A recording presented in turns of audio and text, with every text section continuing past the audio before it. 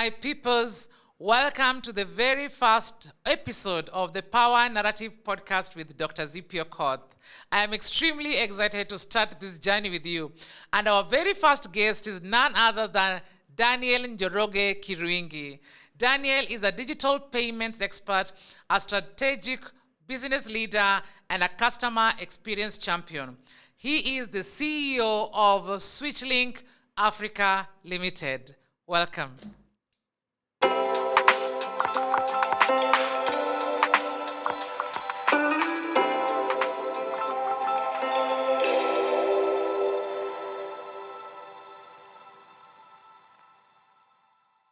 Yeah, hi Daniel, karibu sana. Thank you very much. Yeah. Such an honor to be here. Meeting you after 20 years. 20 years at this engagement, but you see I always meet you Yes. in your shows. Yeah, Though they yeah. are not in person, but still I Yes. am able to see you in person. And but thank you for always coming to our shows. amazing. You know, you are doing a great job. Asante. I always say it's the people who saw me at the very beginning who really understand I'm doing my career. Absolutely. All the way from the university. All the way from the university in Docha Hall. Yeah, we would do them. Like I was one of the guys who attended all of them every Friday. Are you serious? Every single Friday I attended. Are you serious? Yeah. That We was, used to charge how much? 10 or 20 shillings? 10 bob. 10 bob. And 20 bobs. Yeah. So, yeah, I think the most based on the type of a show, sometimes it will be more expensive, but the 20 bob is the most expensive. It's the most expensive it got. And it was a beautiful one. I still remember it in my mind to date. Asante, yeah. So, yeah, we've come a long way. Tell us about your journey. You know, as we met in campus, but before campus, tell us where you started from. And for our audience, this is Daniel NJOROGE. And Daniel NJOROGE is the CEO of SwitchLink Africa Limited. Daniel, you know it's important they know you are the CEO before we go back to that background. How does it feel being a CEO? Wow. It sounds very good on paper sometimes, but it comes with a lot of responsibilities. Mm-hmm. And that's where we tend to focus a lot on. Yeah. So it is rare that a CEO is always thinking, I'm the CEO. No. It's usually more about thinking what needs to get done. Mm-hmm. Remember, most of the time, the things that you have to handle are those that nobody else can handle. Yeah. The things that gets to your desk means that people have thought them through. They thought they only be the person to make that decision. So it's not always as lofty, but again, it's what we ask God for, and we are grateful. Then you get better every day. Congratulations. Thank you very much. It's not easy being CEO. Absolutely. Even the journey to get there, and that's what we want to get back into. In the Power Narrative Podcast, our purpose is to look at the stories that shape us. How this story of yours, how did you come to become CEO? What is your journey? Tell us about your upbringing, where you grew up, how you started. Yeah. Excellent. This will get as raw as it gets. Yes, that's what we want. I didn't have any notes, so I'll just pour my heart out based on what I can remember. Uh-huh. Like as Obama once said, that I might not be the likeliest of person to be seated here to be interviewed as a CEO if my former life was anything to be go by. I'm merely a village boy. I grew up in the slopes of Mount Kenya. Down there, or is it up there, Nyeri, near the mountain? They say don't touch the mountain, but us we would walk up there and touch it. Usiguze mlima. Usiguze mlima. We would touch it every day because we'd go to look for fuel, that is firewood. Yeah. Maybe sometimes to take the cows there and so on. So I totally had a very basic village life as you get. Should I dare say poverty at its best? If such a thing exists, we grew up with the very bare basics, or even without the basics sometimes, these days, maybe we tend not to eat because you are fasting or because you are busy. We have a choice. We have a choice not to. Those days we would not, because it's not available, I would be not in school because there is no school fees. I'll be wearing what I'm wearing because there is no alternative. Yeah. Those days there used to be those things called the torches, like the shorts or the shirt has really gotten torn.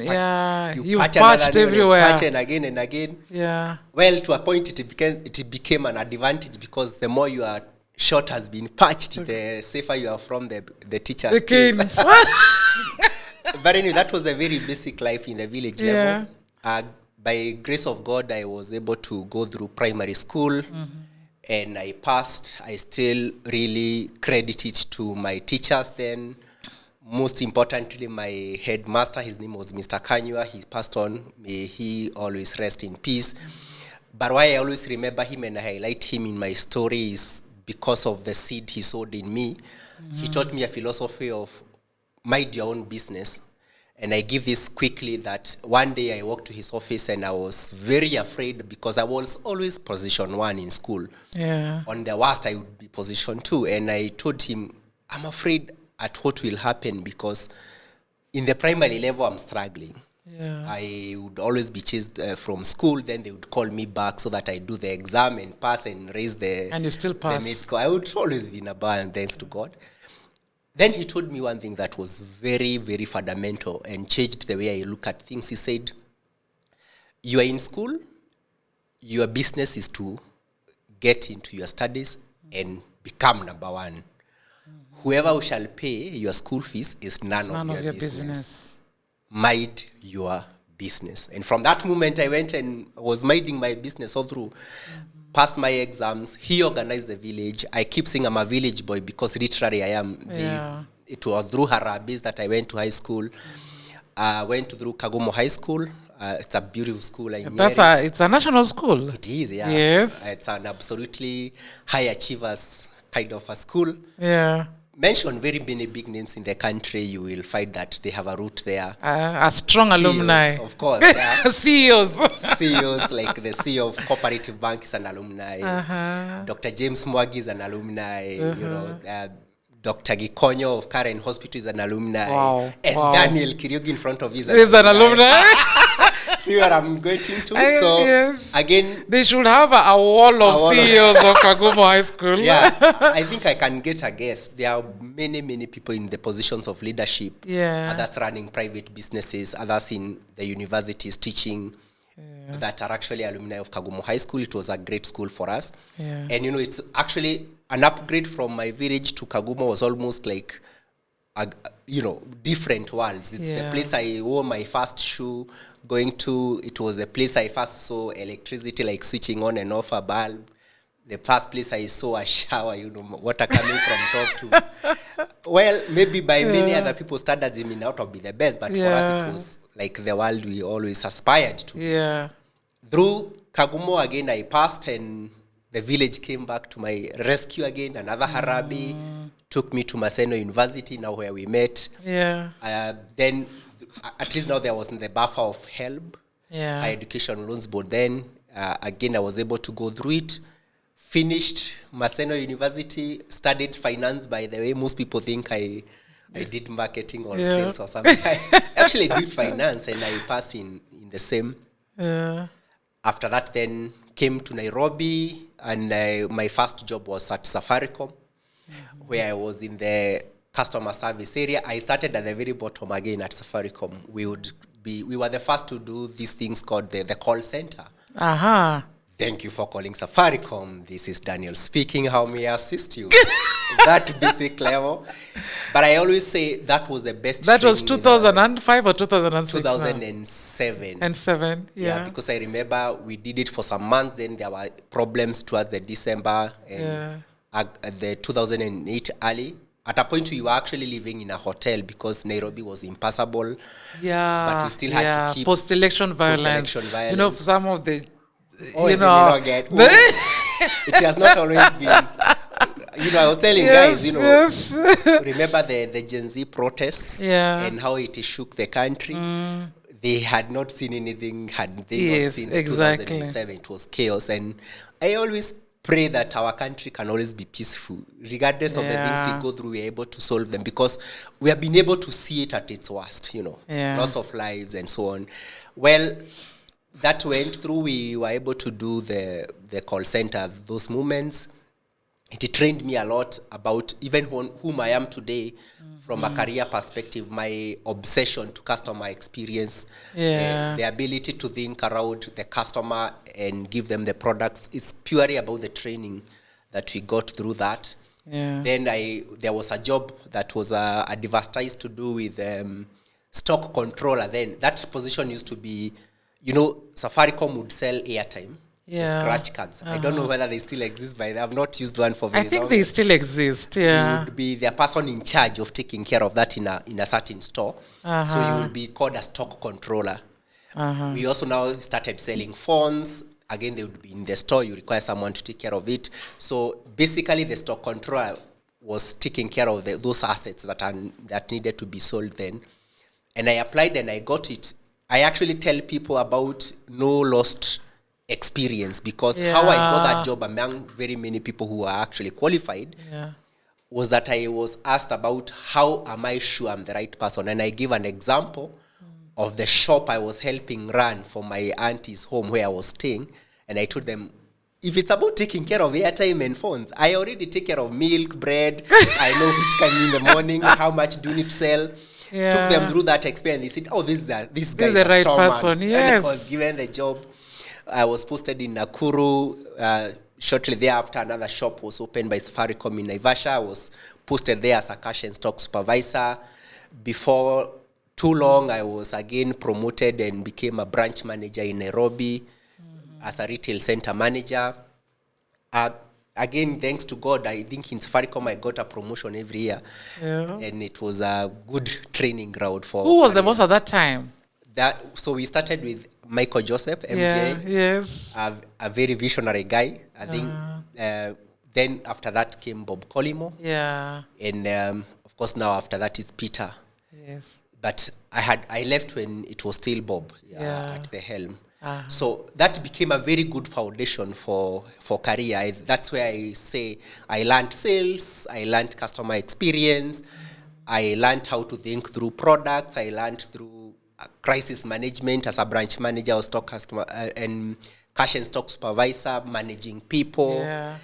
It was really a training ground, as they would say. It's like a military training. There is a lot of pressure there. Of course, it's a big company. There's a lot to do. So even you getting into fintech, it's like Safaricom already gave you the foundation. Absolutely. Yeah. Absolutely. So in fact now after Safaricom, the first company I went to is Cellulant, which is basically a fintech. Yeah. And I started falling in love with these digital issues. Like at Cellulant, it was a mobile banking. I would say all the products were mobile based. And I learned a lot there under the, should I say, tutorage of my mentor, NJOROGE. He was our CEO then, and a very visionary one for that matter. I would sit with him then, and his perspective about life and products and customers was, I would say, out of this world. And I derived a lot of inspiration from him. Then I went to Craft Silicon. I worked with another visionary man, that's Kamal. If you work with Kamal, you have to be visionary because he is, Worked there for some time, and then I went to Chase Bank. It was a wonderful bank, Then I was in the cards department, learned a lot. Also, I would say that's where I differentiated what's a prepaid card, a credit card, and everybody you meet on the street and you show them a card, they say this is an ATM card. This is an ATM card, and they are different. They are totally different. There is a difference between a credit card, a debit card, a prepaid card, and MasterCard. MasterCard and Visa card. That's another whole area you look at. There are other things we even call the proprietary cards and so on. Yeah. Then after Chase Bank for about 4 years, then I left and joined InterSwitch. Which year is this now? InterSwitch, I think it's the year, can I even remember very well? About 2015. 2015. No, not 2015. Not 2015 is when I joined Chase Bank. 2019 is when I joined InterSwitch. I did InterSwitch for a few years also. Again, I'm still learning the fintech world. I'm learning how money flows, how through the digital channels. I'm still falling in love with building new products, developing processes, and so on. And before long, a company called Sasape calls me as a chief operations officer. I loved that. I really loved Sasape. It was a new world. It was a new way to learn. You are a COO, thinking is different. We are building products. It's a young For those who company. don't know, COO is Chief Operations Officer. Yeah, Yes. Chief Operations Officer. And just maybe to just put our audience at par, Daniel NJOROGE is a digital payments expert. He's also a customer experience champion and a strategic business leader. That's why even as he talks, he's telling us about his journey in Safaricom, in the fintech world, and looking at the digital payment experience that he has had. He'll tell us more. Yes. Absolutely. And starting from where you just left, digital payments became much alive at Sasape. You are dealing with customers, individuals, businesses, small and micro enterprises. And for each and every segment, you have to think about how do I package this service or this solution that I have to actually fit the story of each and every of these customer category. So whether you're speaking to a bank, whether you're speaking to a small business in Gekoba, whether you're speaking to a hotel, you have to always tweak that product to speak to their need. And before long, then I was identified by my current employer, that is SwitchLink, which invited me now to join it as a Chief Executive Officer, the so-called CEO. Yeah. And for the first time, I got the title CEO. And before turning 40, or you turned 40? Just after 40, Yes. I need to tell you something very quick about that, Yes. actually. When I was in Safaricom, at around age 30 something, when Bob joined, I really used to admire him. And the way he would speak, the way he was very clear in mind what he wanted to achieve. I would look at even his workouts, He had a gym in the house, and I was like, oh, this, how can someone even afford something, Then I said, I want to be a CEO by the time I'm 45. Yeah. Because I think he was 50-something then. Yes. And I said, for me, I want to beat his age by 10 years. Yeah. And you glory did. to God, I beat it. I became a CEO before I was 45. I think sometimes it's just good to drive that inspiration. Absolutely. People sometimes don't see the importance, but I think when you when you write it down and you put it into your mind that I want to beat this record, I want to attain this by the time I'm this age, I think things just work and align to that purpose. Absolutely. Yeah. I wish we could have enough time to speak about that. Yes. We have to the people time. a lot about the mindset, about your belief system. So to just summarize it in a bit is that you fall or rise at the level of your belief system. Exactly. So if you really dictate to the world that you want to be a CEO by this age, and also align it to God's purpose for your life, you are actually likely to get to hit it.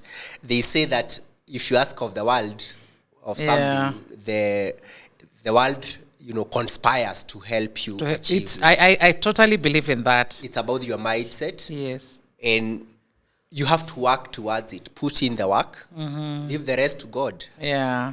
Put in the work, and don't become the person who stops yourself. So if you want to be a CEO, don't be the same person who is doubting yourself. Oh, can I be? But you see, I cannot be a CEO because I grew up in the village. I can't. If you are the one now actually building the blocks, and remember how many other blocks you have to overcome in the world. You are only multiplying the number of blocks you have to overcome. But if you literally go into it believing that it can anybody happen. else may try to stop me, but I'm not stopping me. I'm not stopping me at all. Yes. The rest will be, you swim. I think I also totally really believe in the power of the tongue, because people see it different. But I remember in 2008, we were working from our master's class, and I told a lady called Maria that by the time I'm 30, I'll have my PhD. Yeah, you are. And it happened. Excellent. And I look back and I'm like, yes. Excellent. I was 30 and I got my PhD. So there's really the power of the tongue, and of course, like you're saying, putting God there and working towards it, so that you can't be the one who is really opposing your mindset. You're saying, I want to be there, like, can I? You don't doubt yourself. So I really believe in that too. Correct. Yeah. Can I tell you something about tongue?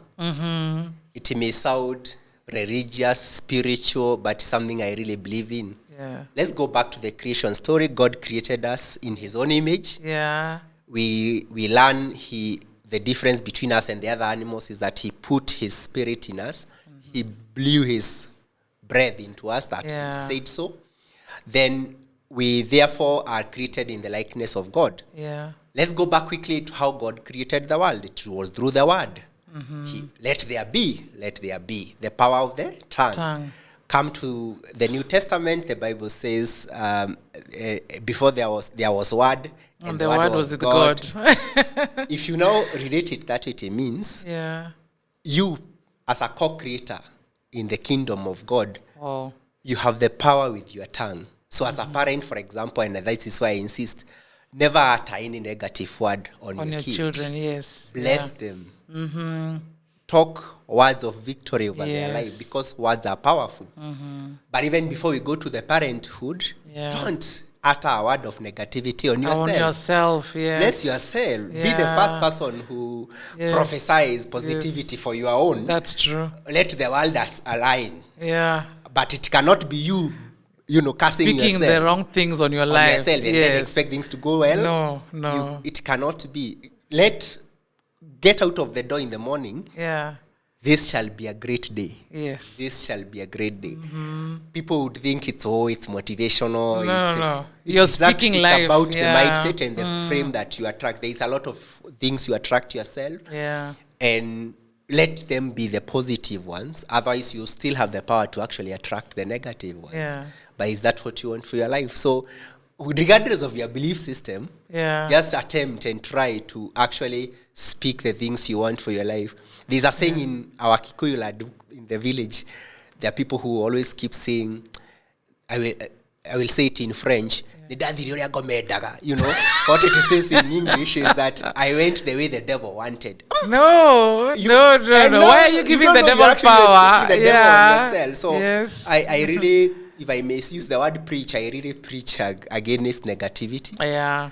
I always think it can be better if we inspire ourselves first. Positively. Absolutely. Yeah, now tell us how you got into this CEO, and maybe you'll tell us a little about your family, because I know you're really big on family and your beautiful daughters. Absolutely. Yes. Yeah. So it was a very rigorous process, I would say. Someone reached out and said, there's this position, we believe you can fit into it, would you want to attempt? So I would say it was one of the most rigorous kind of an interview process I've ever gone through. Well, it is someone have reached out that you fit, but for the processes and everything, you still have to go through the process, and it was very vigorous. And I became now the CEO of SwitchLink. SwitchLink is part of a bigger group. We belong to a group called Anvil Shield. Anvil Shield is a holding company that houses about 6 companies, but majorly it houses one for lending, that is Gao Credit. It houses Upesi Money Transfer, that is for cross-border payments. It houses SwitchLink, which is a payments company. It houses Lucent Broker, insurance brokers. It is, of course, in insurance, and it houses Tracking Hub Limited, which is an asset tracking business. I joined as the CEO of SwitchLink, but several months later, the board found it worth to. I also take care of Tracking Hub, and I also take care of Lucent Insurance. So I'm all actually managing. So you are 3 not companies. just the chief executive officer. No, you are the chief overall executive. At least for the 3 companies, and we thank God for that. But you're doing a wonderful job, because I mean, a lot of us now don't even understand much of this that you're saying. In fact, when you're talking about the fintech company, many of us just believe, fintech is about finance and technology. Yeah. Or am I right? Absolutely. At least naelewa kidogo. I like it, yeah. Yeah, so when you think about finance and technology, we don't really think much about it beyond, just hearing the word fintech. But when we think of, like right now, even the M-Pesa, the ATMs, all these things are kind of like fintech. Yeah. Because Kenya is big on fintech. We are told that it's one of the top countries in the world that's really big on fintech. Yes. Maybe you can tell us about the space of Kenya in your industry. Yeah, so Kenya is in the space of financial inclusion. Kenya is actually ranked top in Africa, actually even in the world. And thanks to M-Pesa, it's a very celebrated phenomenon, if I may call it phenomenon, because it's almost bigger than a product now. And it's about the problem you solve. So it is really solved a very fundamental problem in the country of moving money. But they went beyond just the moving money. There is a lot of now other solutions that have been built on top of it. So the world of finance actually would be looked at loosely as divided into 5 functions. The first function is called savings. That's the store of value. So you have money, you want it kept safely, you get it to a bank or you put it into M-Pesa. That is a function of savings. The next function is called lending, credit. So you don't have money for something, you borrow it for you to pay it back with interest. The other function is called investment. So you have some money to spare, you put it in a certain financial institution, and you are demanding a return sometime back. Think of your MMF, think of your fixed deposit, maybe the money you put into a circle so that they can give you dividend at the end of the year. That's investment. The other function is called insurance. And also what insurance does is to protect risk. You are walking around, you may fall and break your leg, you go to the hospital, you require medical, so you are insured, you get medical insurance. You are driving your car, it might get an accident, you want it repaired, you get car insurance. So insurance basically is a risk management function. It helps reinstate you back to where you were before the risk actually happened. Like now we are in this, the seasons of the floods. For anybody who had the comprehensive insurance, I would dare say, had you insured your vehicle with our Lucent insurance brokers, you would now be compensated for that damage in case your car got damaged or your house got flooding and your items were actually destroyed. So it actually just seeks to restore you back to where you are. Finally, there is what we call payments. Payments, again, is basically movement of value. So you debit here, you credit here. I have money in my M-Pesa, I want to send it to you, that's payments. You are a business and you want to pay someone, or you want to pay another business, or you want to send money out of the country. It is value moving from one area to the other. So for the common mwananchi, this payment is what we see as business. The rest we don't recognize. We don't even know what is happening. So when you talk of fintech, you are either doing some or all of those through using technology. It's financial being delivered through technology. So what M-Pesa have done and made it very big is that they started as just a payments platform, sending money to my mom. Then it went to business getting paid. Then it went to people now can borrow a loan.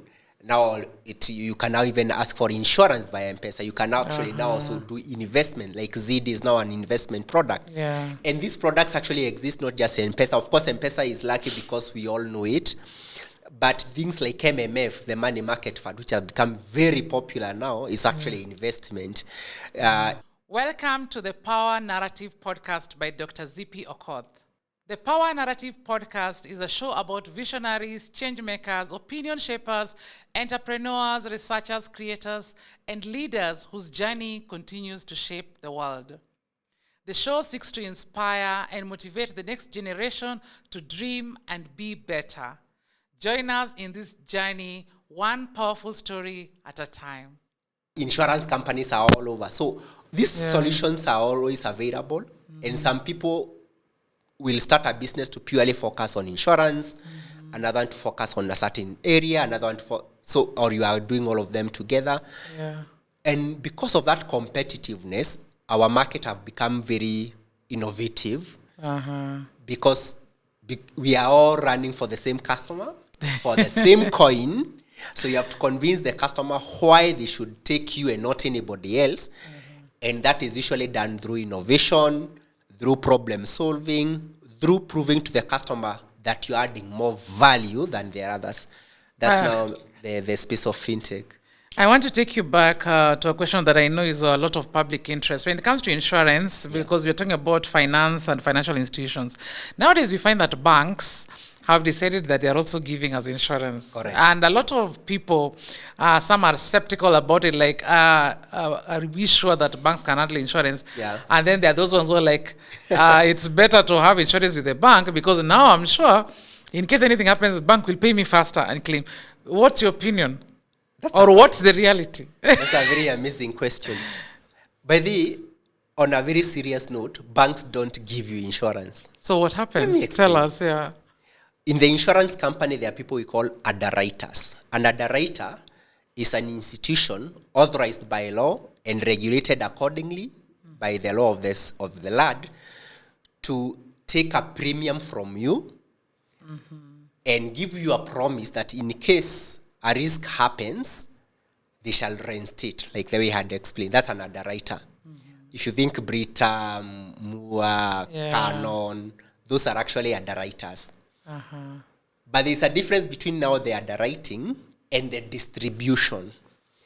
Now, underwriting is now the actual ability to cover that risk. Distribution is how do you sell it. Most of the insurance companies do not even sell insurance directly to you and me. They use what we call intermediaries. An intermediary will be an agent. Yes. Majority of us knows agents. That's someone who is paid a commission by an insurance company to sell on its behalf. Number two are people we call brokers. Now, like me, Lucent and so on, we run an insurance brokerage. Yeah. Then the other one, which is now what you're speaking about, is where the banks usually opens a function called bank assurance. It's actually even have a different board. It's part of the bigger group of the bank, but most of the time, it is just an intermediary that is selling on behalf of the insurance companies. But why then would you think it's easier to buy through a bank? One, maybe it's a bank you already have a relationship with. So they become a one-stop shop for your financial services needs. Because you can take your money there and they put in a fixed deposit. You can take a loan from them. You can use them for payments, sending money, and so on. You can also now do an investment. Finally, then you ask yourself, why can't I also get an insurance from you? So it became obvious that they can also become an intermediary. Number two, there's something we call IPF. IPF is called, it's a insurance premium financing. Another writer that does not give you a loan for you to get insurance. So banks now comes in and says, okay, underwriter, I want to cover your car against damage, and your premium comes to 100,000 Kenya shillings. Maybe as an individual you cannot, or even as a business, you may not afford the 100,000. But remember, the bank is in the business of giving loans. So they will give you a loan to pay the insurance. Then you pay the bank, mdogo, if you may. That now ability to give you a loan to pay insurance means that then this bank assurance now can combine that they can get you a loan. And then they are also now paid a commission by the underwriter because they have brought them a customer. So banks are not the one handling the risk. So as you say, you are right in that they are not authorized anyway, or they may not have the right capacity to handle that risk. But it's not them taking the risk, they have an underwriter on the back end. And even the big insurance themselves, they don't concentrate on the risk to themselves. They have something now called a reinsurer, another bigger guy with a bigger capacity, bigger monies that now I will realize as an insurance company, I have only taken, let's say, 100,000 premiums. And the covering is 1 million. I'm just hoping none of them gets a risk. But in case it may become too big for me, so I go to another one. So even the insurance companies are have an insurance, that's how it works. It's about risk management, because what you do is usually take policies from so many people. For example, now if your car is 1 million, Bob, and your premium is 40,000, it means that in case an accident happens and your car is damaged, out of the just 40,000 you paid, the insurance will incur 1 million, Bob. So they have to get so many 40,000. You have to get another 400 vehicles. In the hope only one will get an accident. So that whole actuarial thinking now makes sure that they're able to balance their portfolio against how many policies they have vis-a-vis the risk they are taking. Hey, you're very passionate about finance.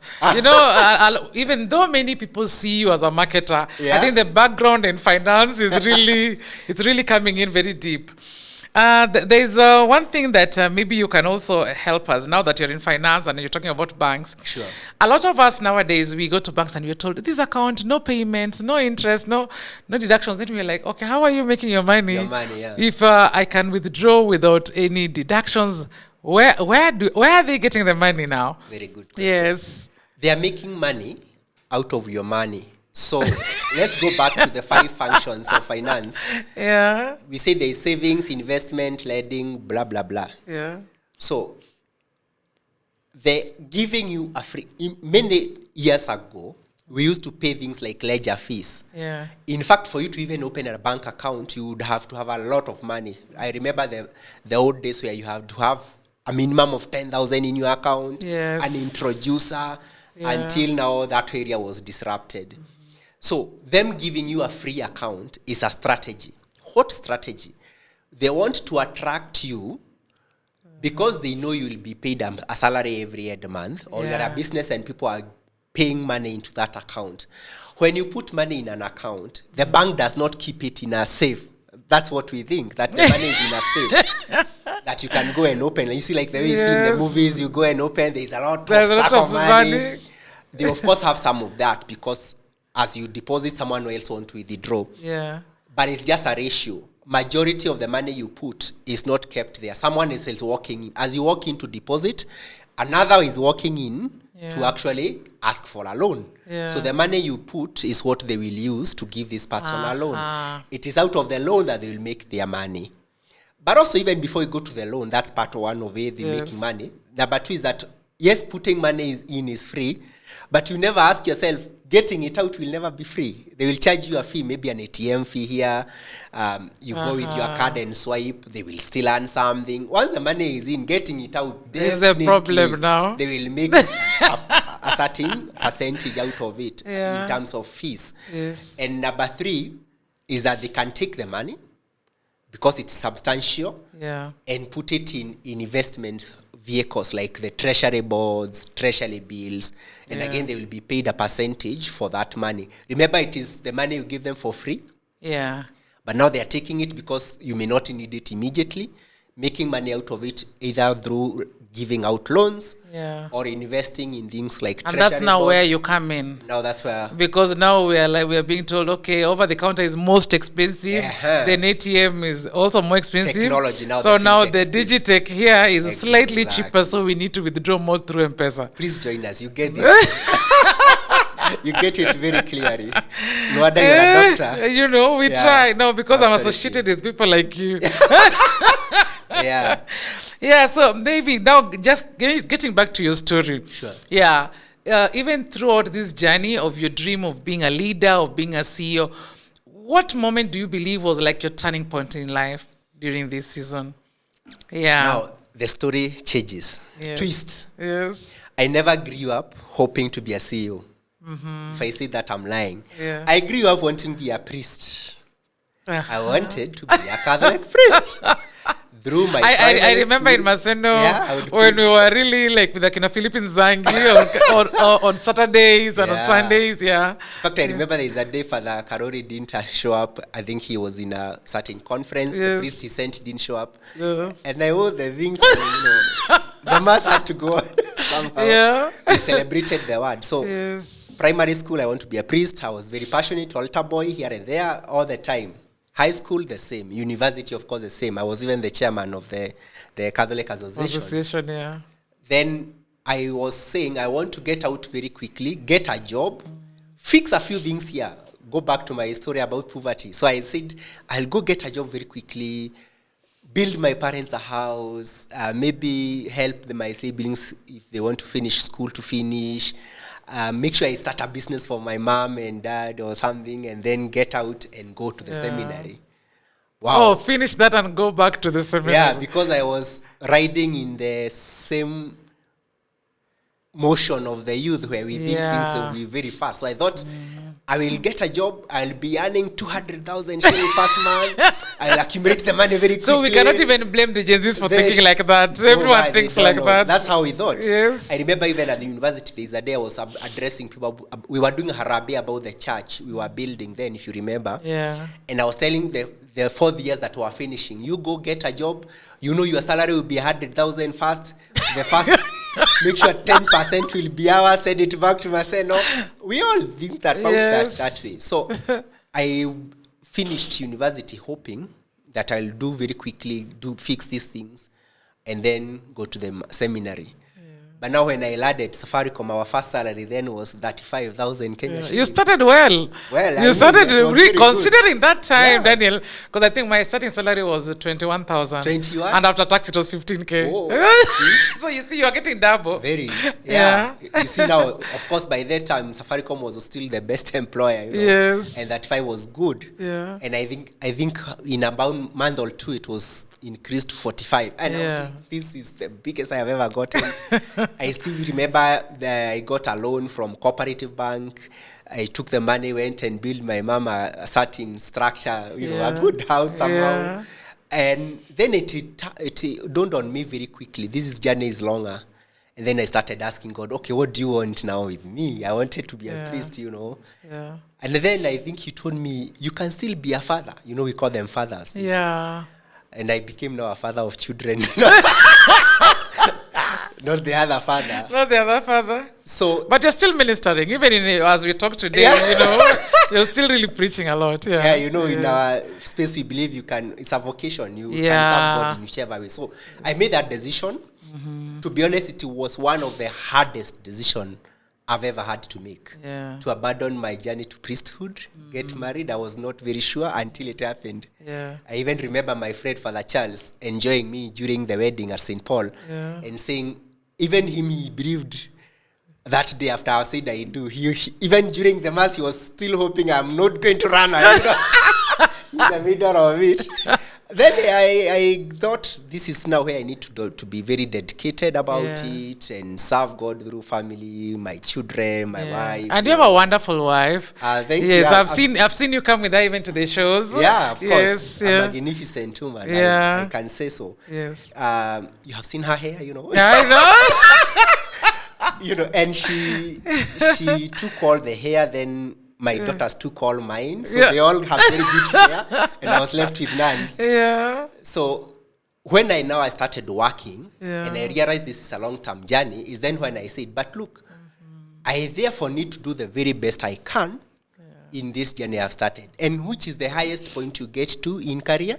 I thought it's being a chief executive officer. Yeah. Then I started admiring Bob. I would look at the lives of people like James Mwangi.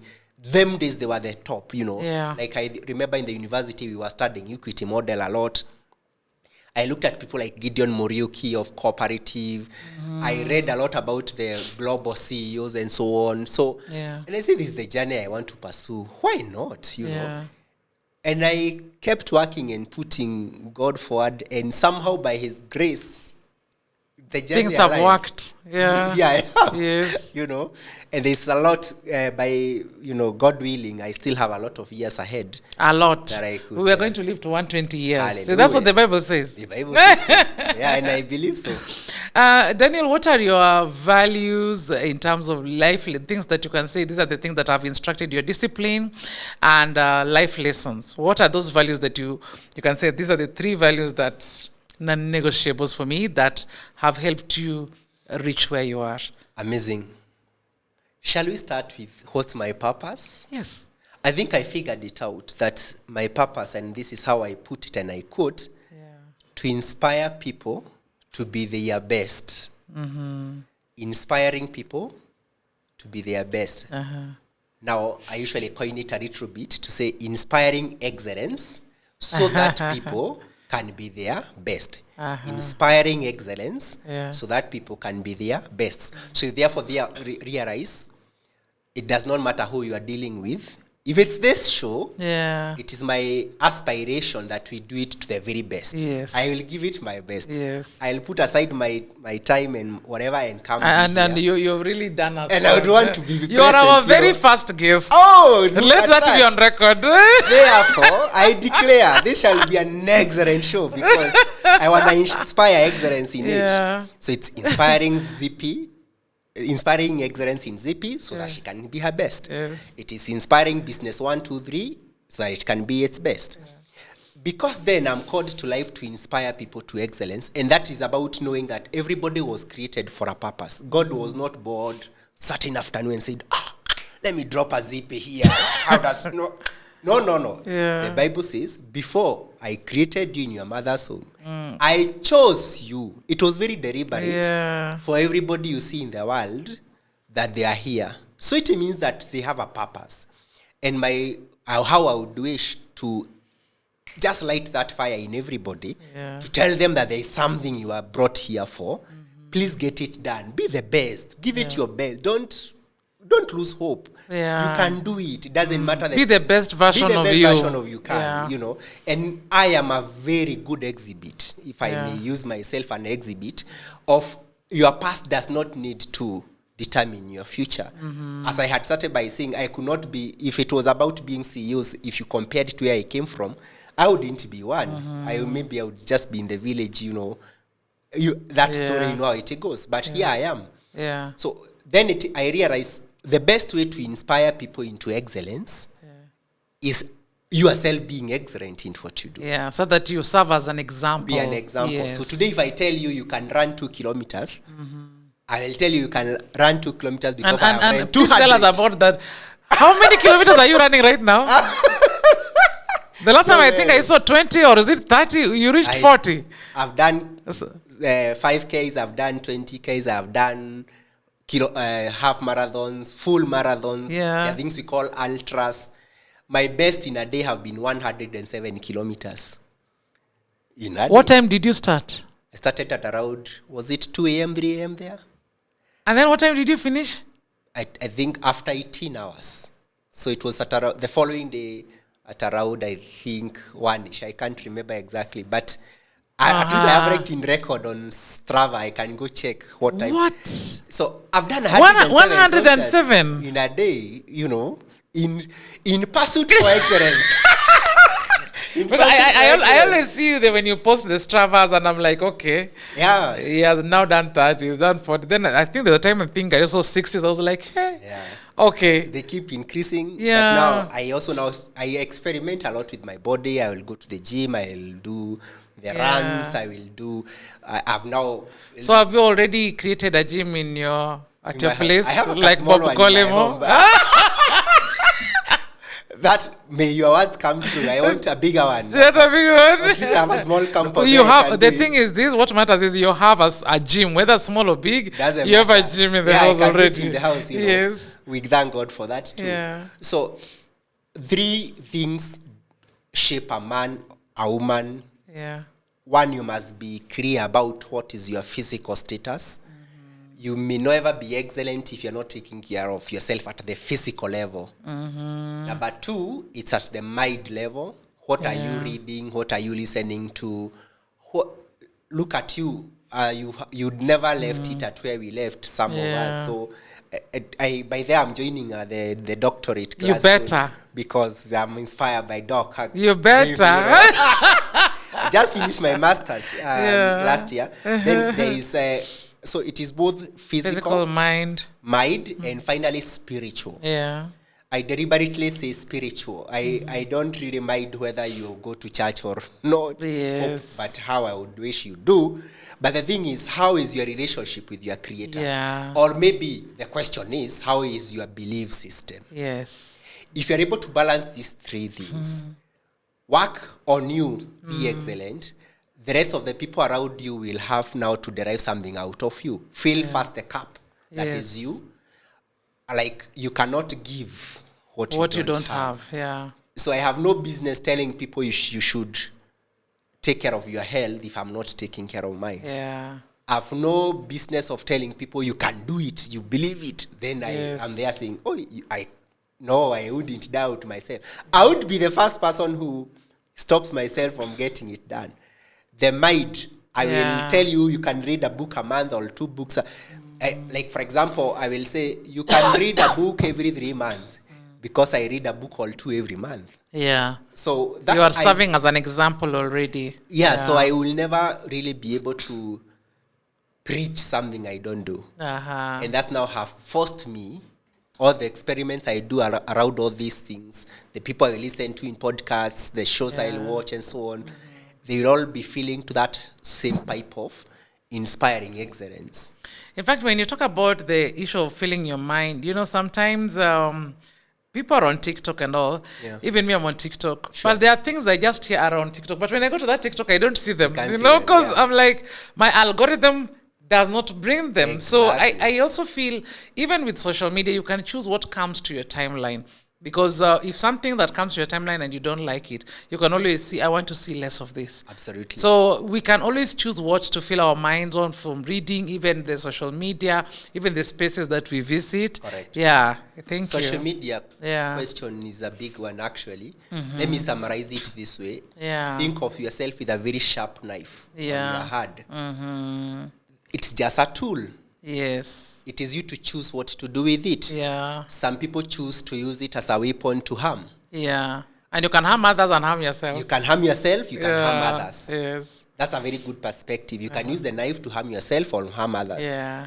Another one will choose the knife to prepare a wonderful breakfast or lunch or dinner for their family. Exactly. Or for themselves. Yeah. The knife is innocent. Yeah. Social media is innocent.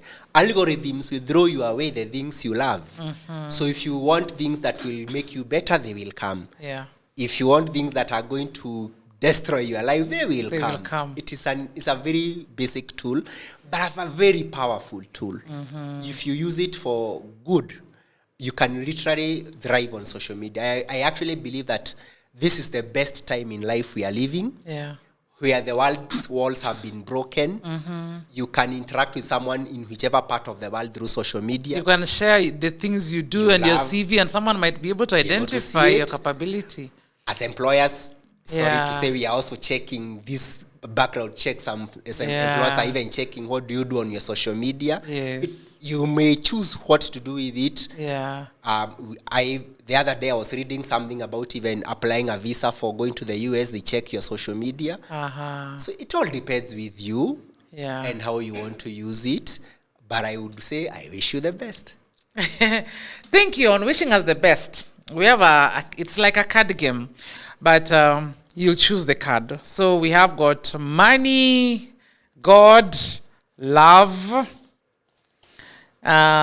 life, family, life, Wow. friends. There are many, travel and fun. You've spoken a lot, I think, already on money and God, and a little on family. So, but the choice is yours. You can pick one and tell us anything. It can be a story, a quote, anything that inspires you. Whichever you want. Wow. This is so Yeah. hard to choose. Whichever. Whichever, then you just And once tell I us. choose, what will happen? You'll tell us whichever why you've chosen it and what it reminds you, or what you'd like just to share with us. That's like your closing remarks. I've chosen love. Thanks. Yeah. The Power Narrative Podcast. Dear listeners. I chose love because... No, that's your camera. Yeah? I choose love, dear listeners, because I would want to leave you with one word. Whatever it is you do, for self, for others, do it with love.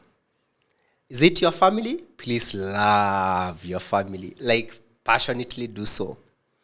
Is it your work? Steve Jobs says, you have to love what you do. And if you have not yet found it, keep searching. If it is your body, love it. Nobody will ever change the way you are. Please love yourself.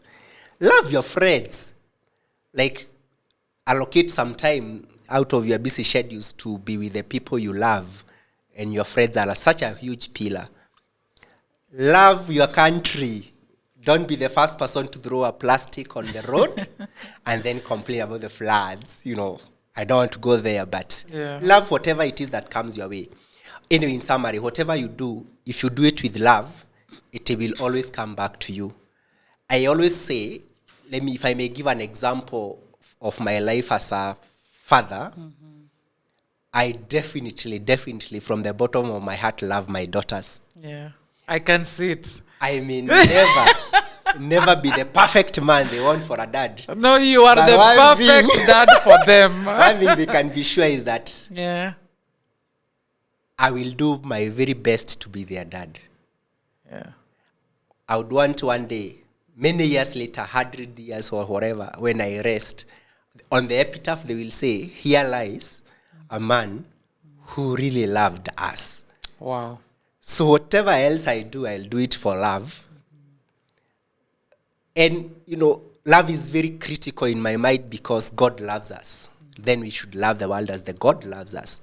Love is critical because anything done out of love is done. You don't have to come and explain it later. You don't have to come and justify it later.